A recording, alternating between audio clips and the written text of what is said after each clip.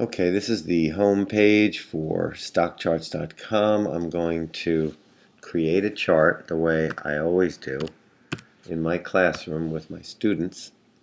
So when I type in the symbol and I get to this site, this is the chart that they give me by default. So I'm going to just change it up a little bit here. And I am going to come down here, and these are the attributes, the overlays, and the indicators that I can use to customize my chart.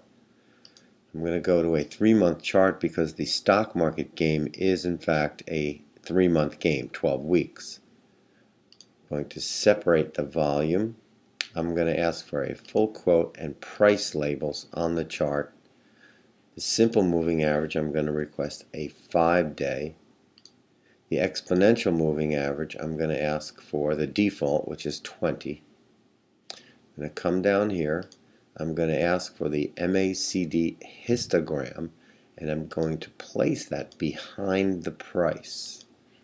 And I'm going to update the chart. So this is typically what I like to look at with my students. I use the RSI, the moving average 5-day, the exponential 20. The histogram are these blue lines. The volume is down here. I've separated it. We have an MACD, the MACD down here. All of these indicators can be learned about in chart school.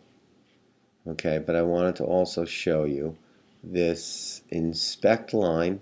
If I click inspect, it gives me a little crosshair. I can click and get open, high, low, close volume numbers in that little box, or I can just get a blue crosshair.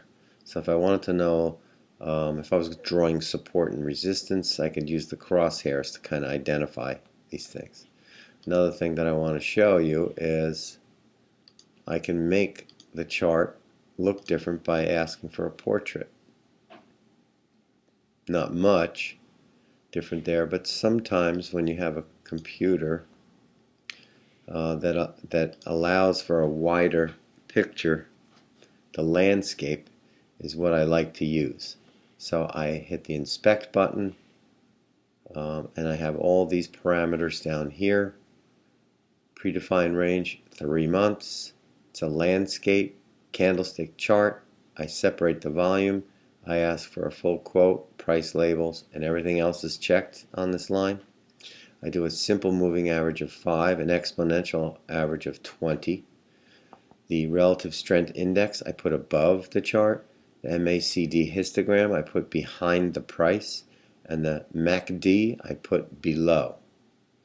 And that is how I look at my chart right there. It gives me all the information I need to evaluate a particular stock at a particular time.